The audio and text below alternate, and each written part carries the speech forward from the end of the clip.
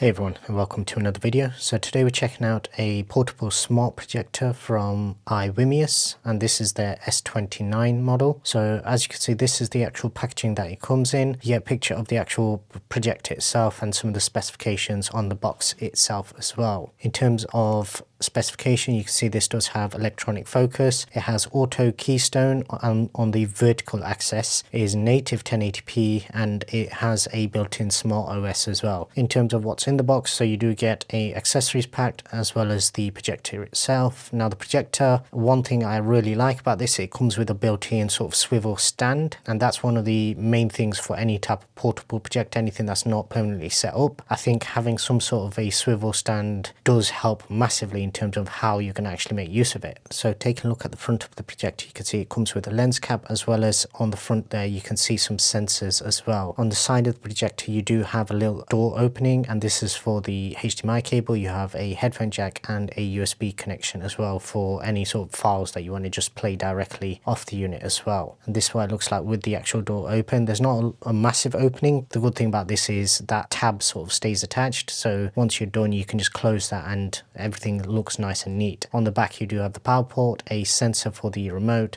as well as a power button as well. On the side you just have the Dolby Audio logo, and with this particular projector there is a right and wrong way in terms of how you're orienting it. So you do want the logo showing on the front, so that way the projection is the right way up. Taking a look at the front of the projector again, you can see it does have quite a lot of venting. There is some sort of a mesh material behind there because it does have ventilation going through the whole unit. And here you can see the actual dust cap that comes with it, and as I mentioned, you do want that iWIMIUS logo on the front. That way when you rotate the actual projector, it is showing the image the right way up. On the bottom of that swivel stand there is also a 1/4 inch thread for a tripod if you did want to mount it on any type of tripod or any sort of mount that you've got set up. So this is everything that you get in the actual pack. You do get the HDMI cable, the remote, the power cable, and the power cable, depending on where you order it from, it will be dispatched from Amazon, so it will come with whatever is suitable for your country, so you don't have to actually specify which one you need. Alongside that you get the quick start guide and a cleaning kit as well. As mentioned, my particular pack did come with a 3-pin UK plug as well as the sort of figure of 8 power adapter, so if you did want to get a longer one or something, it is quite easy to actually get one. Now here you can take a look at the actual remote itself. It's simple, but it does everything that you need it to do. It does not come with batteries included, and I think this is just to make it easier for them to actually ship the item. It does come with a HDMI cable included in the actual pack itself. You get the quick start guide,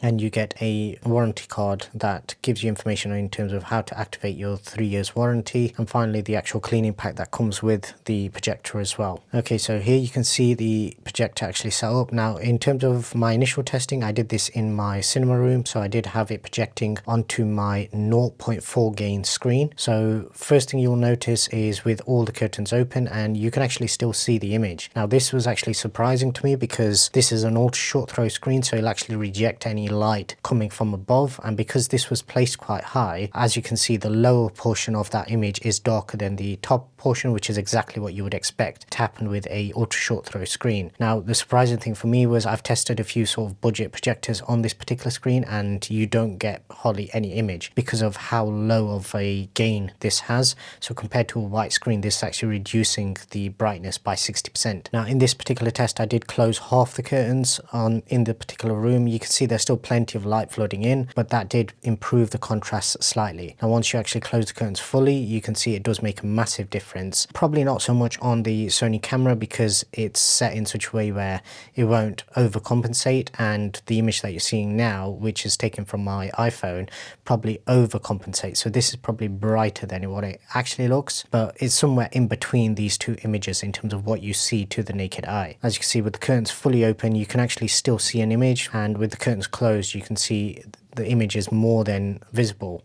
And one thing to note here is because of where I've got this placed, the image is actually larger than the actual screen itself, so I'm actually downsampling the image, and obviously it's not making use of the full brightness, but it's just because of where I had the power for that, and basically just how had it set up. Now I've moved on to a white wall, and as you can see, the image is a lot more vibrant. This is, I think, is where most people are going to end up using it, because it is a portable projector. I think this is how most people are going to end up using it, and on a white wall it's a lot more vivid. All the colors are a lot more vivid, and the image is a lot more viewable as well. The one thing I would say is try and keep this as straight as possible for sort of focus uniformity, otherwise you will end up in a situation where maybe the lowest section will be more in focus than the top corners, or vice versa. But as you can see, it's so easy to set up, and yeah, you could take it anywhere. In terms of what it looks like on a white wall with ambient light, as you can see, that does completely wash out the image, but that's what you would expect with most projectors, let alone a sort of budget projector. Okay, so a couple of things just to point out in terms of the S29. So it is running on a Linux based system, so it's not based on Android, therefore you can't install your own APKs, but it does have its sort of app store where you can go and you can install most of the sort of popular apps. It does come pre-installed with Netflix, YouTube Kids, Plex, and a couple of other things as well on there. So a lot of the sort of mainstream, more popular apps are already pre-installed, and obviously being Netflix certified is a bonus as well. The light source for this particular device is a LED light source, and the lumens output is 2200. In terms of projectors that I've tested, that falls quite high up in terms of the sort of budget projectors, and especially for like 1080p projectors, most of them fall down into the like sort of 200 and 300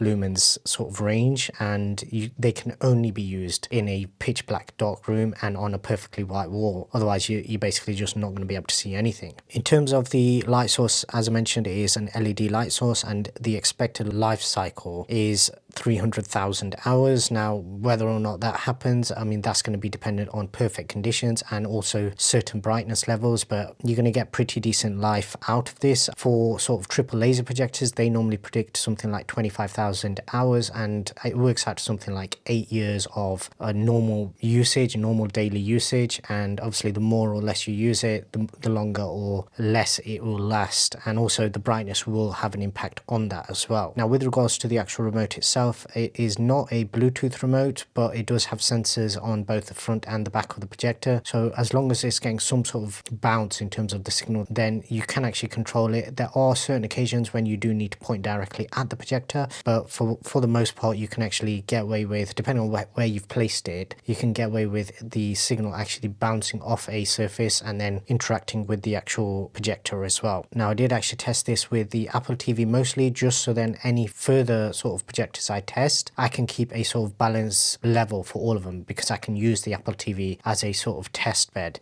and that's exactly what I did. So I did actually manage to both get it working with the Apple TV in terms of output and everything, but also volume control as well. So if you go into the Apple TV settings, you can actually set it up so then the Apple TV remote will control the volume on this.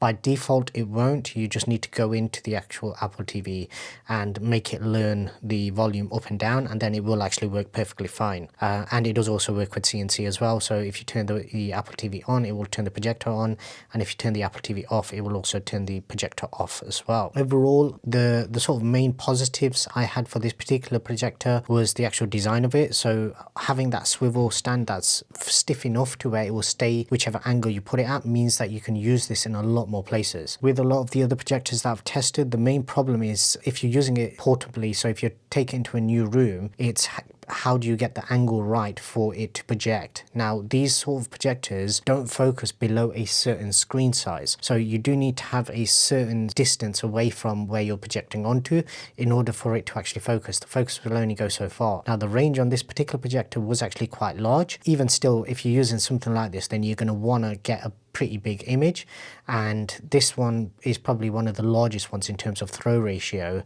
and how big the image is once you actually project it onto a surface. Now, what I found was that having that swivel sort of stand and the ability to actually connect it to a tripod alongside that actually gives you a lot more flexibility in terms of how you angle it.